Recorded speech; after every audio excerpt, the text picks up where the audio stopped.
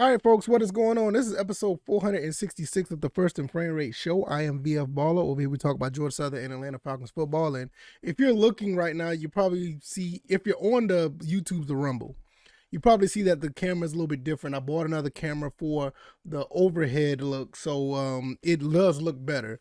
The other camera that I had to get rid of. I'm using it for something else, but now hopefully the show looks a little bit better because the overhead camera looked kind of dim, but this one looks much better. So I'm very excited for various reasons about this episode. That's just one of them. Today we're going to talk about Marcus Mariota and why Falcons fans want to embrace him. If you've been a Falcons fan for a while, you kind of know where I'm going at with this, but we're going to talk about it. Also, we're going to talk about his play from yesterday when he played the Carolina Panthers, and we're going to, not only that, we're just going to go even a little bit further and just talk about his play this season in general, halfway through the season, and how fans feel about Marcus Mariota, in my opinion. So we'll just go there. If this is your first time here, welcome. I can be found on YouTube and Rumble. I'm also on Anchor, Stitcher, Spotify, Apple, and Google Podcasts. And I want to thank you guys for the support. Like I said, I say this all the time, but I really mean it. You guys really make this go. Without you guys, I wouldn't be here. Like, seriously, I wouldn't be doing this. So, but I love the fact that I get feedback from you guys, and you guys just keep it, amazing. Good feedback, good comments in the comment section. Knowing that people are listening and watching through the podcast avenue or YouTube or Rumble, I really, really appreciate it. So all the links are down in the description if you want to support in any other way. And let's go ahead and get into this. Marcus Mariota for this team. Now, I hate to say this, because I'm one of these people that's not on board with Marcus Mariota, but he's doing a pretty good job for this team. And I'm gonna be honest, I cannot help but to say it. Overall, we may not like the way things are going, the way he's playing, or whatever the case may be, but when you look at everything that's going on here, he's doing a pretty good job. He's, I just can't say it any other way. And I know that the Falcons fans aren't going to embrace him. I know they're not. I mean, they look at what he's doing, and I'm not a fan of it either. But I have to look at it from the outside looking in. Like, if I'm not a Falcons fan, for what Marcus Mariota is doing, looking at his numbers and the way that he's playing, it's very hard to be upset at the overall picture. Yeah, I'm dead serious about that. I know people are probably like, okay, he's crazy, I don't want to listen to it anymore. But if you want to be honest with yourself, if you want me to be honest about this, I want you guys to hear me out. Like, seriously. Marcus Mariota right now is 112 for 178, which is 63% of passing. People may say, oh, that's nothing. You want to be up in the 70s. Well, this is how he's been all his entire career. One time he's been above that was, 68% in 2018. But, he's 62.9%, 1432, 10 touchdowns, 6 interceptions. Now, I will say the last 2 interceptions he threw, I'm not going to say they're his fault, but they were toss-ups. They were 50-50 balls. It wasn't the fact that he threw the ball into like bad coverage or anything. It wasn't a situation where he, just threw a bad pass. Like I said, it wasn't a bad coverage. It wasn't a bad pass. He just basically threw it up there, and I don't know why they're throwing up there to Damian Bird like that, or I think it was Damian Bird both times. I could be wrong. But you're throwing it to smaller receivers, and that's what you're going to get in one-on-one situations. You want a jump ball with one of your tall guys to get the interception. So I'm not even going to really put those on him per se. So you're looking at 10 touchdowns, 4 interceptions. If you look at the rest of his season stats from ever since he's been with Tennessee and Las Vegas, he's basically doing what he's been doing this entire season. He hasn't regressed. He hasn't gotten worse. And for all intents and purposes, if he keeps up where he's going to probably have his best season of his career, which tops the 2016 season where he had 26 touchdowns and 9 interceptions. Well, I know he said, hey, VF, what are you talking about? 26 and 9, he's already at 6 interceptions. Yeah, but he's already at 10 touchdowns. He hasn't thrown that many touchdowns in a while, and he's on pace to be probably at 24, 25. And if they keep up with the passing game the way it was going today, he could easily get up to 30 touchdowns. And I'm not joking. I'm not joking about that, because now you're looking at a situation where he can get 3, maybe 2 or 3 touchdowns a game. Now you're probably looking at a situation where he can get 20 more touchdowns before the season's over. I mean, but the thing is, they don't really trust him passing the ball, and I know a lot of fans are sitting here looking at this like we don't trust him either. And I understand where they're not going to embrace him because of the simple fact that he's not winning the way that some of these fans want him to win. Well, I'm not even going to say win. He's not playing like they want him to play. And for me, I'm not a fan of it either. I'm not going to sit here and tell you that I am, and I'm actually trying to cape for him. It may sound like it, but I'm just looking at the numbers. He's not doing it the way that Atlanta Falcons fans want it to be done. He's also ran for 280 yards and got 3 touchdowns rushing as well. That same season, his best season that he had in 2016, he only ran for 2 touchdowns and had 349 yards rushing. He's already at 280. He's probably on pace to get almost 600 yards rushing. So you add 600 yards rushing to probably about 3,000 yards passing. I mean, that's a very productive season, and that will be the most rushing yards that he had. But it's not the way that we're used to. I mean, if we want somebody who's going to run the ball from the quarterback position, we want a Michael Vick. A lot of people wanted, a Justin Fields, or they wanted Willis from Liberty. They want somebody who's going to run the ball. They want somebody to really run the ball. So this is not the way they want it to be done. And if you're going to pass the ball, we're so used to seeing Matt Ryan throw the ball the way he's throwing it, or where he's been throwing it. If it's not up to that level, they don't want that type of quarterback. So it's almost like a catch-22, because you kind of got a balance of both. And I'll be the first one to tell you, like, he hasn't been completely impressive. I've been wanting him to get on the bench and let Ritter play. But when you really look at what's going on here, Marcus Mariota is basically a few miscues away of having a really, really good season. The interception for the Rams, the fumble against the Saints. You know what I'm saying? He's a few miscues away from having a really good season. I mean, like a really good season. But I think overall, with his skill set and the way that he's playing, I think that he's done fairly well for this team. I think he did pretty good for this team. I mean, you're getting exactly what you're getting out of Marcus Mariota. If you look at these stats, because I'm constantly looking at him, I don't see nothing different from what he's done in Tennessee or Las Vegas. No difference. I think he's gotten a bad rap because of some of the situations he's been put in. He's really been trying to get his groove back because he hasn't played as a starter in 2 years. So I get it. I get some of the rustiness, but I can't forgive some of the rustiness. I mean, some of the mistakes that he made. Rustiness, yes, but some of the interception and the fumbling, I know that's a part of rust, but Jesus Christ, some of the stuff was like really, really bad. But you want to know another thing I want to talk about the Falcons fans?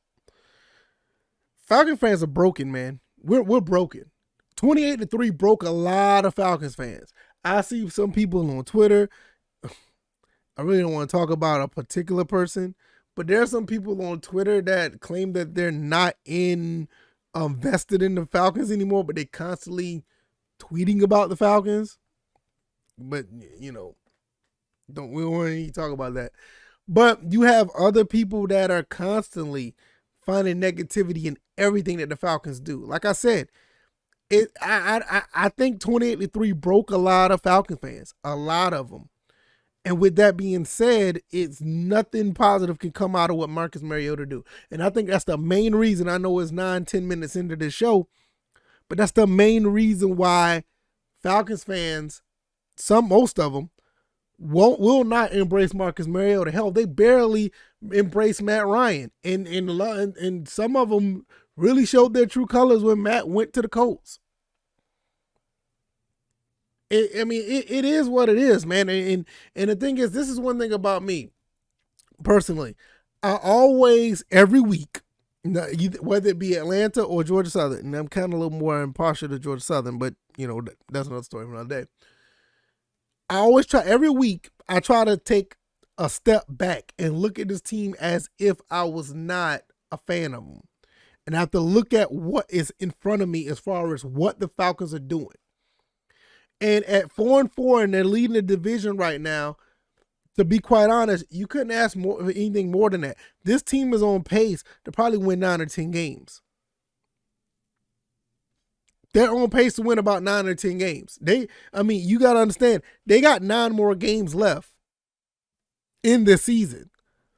The way the schedule is going, they could possibly win, 4 or 5 of those games.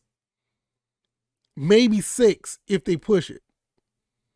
Because the Falcons themselves, this is not a bad team. A lot of people look at the Falcons and they're like, all right, what's the problem with the team? And they immediately go to the quarterback. And I get it. I mean, he's made mistakes. But when you look at what they're doing, you look at what the Falcons are doing, they have a recipe of actually doing some things that are really, really good. Really good. And you get slightly better quarterback play, whether it be from Mariota or Ritter, whatever the case may be, you're probably looking at a 9 to 10 win team. Because you got to think about it. We got to play our divisional rivals 3 more times, which right now, I'm not going to say it is, but right now, you look like you can win all 3 of those games. We can beat the Panthers again. A few mistakes out of the way, that game is done. A few more mistakes that we don't. If we make less mistakes, we could have single-handedly beat the Panthers. This past game. Limit the mistakes on that. Turn around. You got to play the Saints again, which nobody believes that the Saints are going to beat us. Yeah, they looked okay against Las Vegas, but that's Las Vegas. The Saints don't look that good. And then we got to turn around and play Tom Brady again. I'm not betting against Tom Brady, but look, if they keep going down the downward spiral that they in, it's just going to be ugly. Then they got to come to Mercedes-Benz to play. It could be. So you're looking at 3 right there, and you look at a few more of these games. I think right now the only game that really looks tough is the Ravens and the Chargers. And I don't want to go that far down the road, but you're looking at a team that could probably win 6 out of the next 9 games.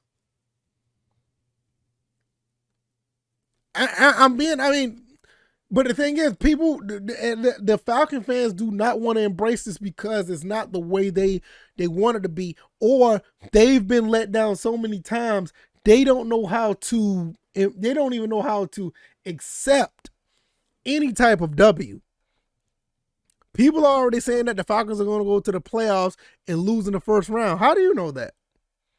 I'm not going to say they are. I mean, how do you know that? You play one game every game at a time. A lot of people say they're going to lose this game. Hell, I'm saying that they're going to lose against the Chargers. But I don't know that.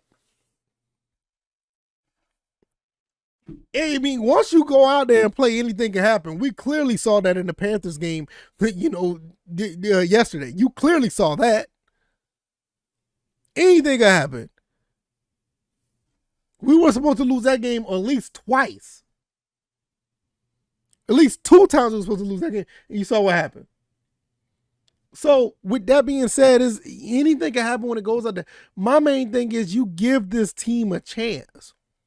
When they go out there, the game's not over until it's over.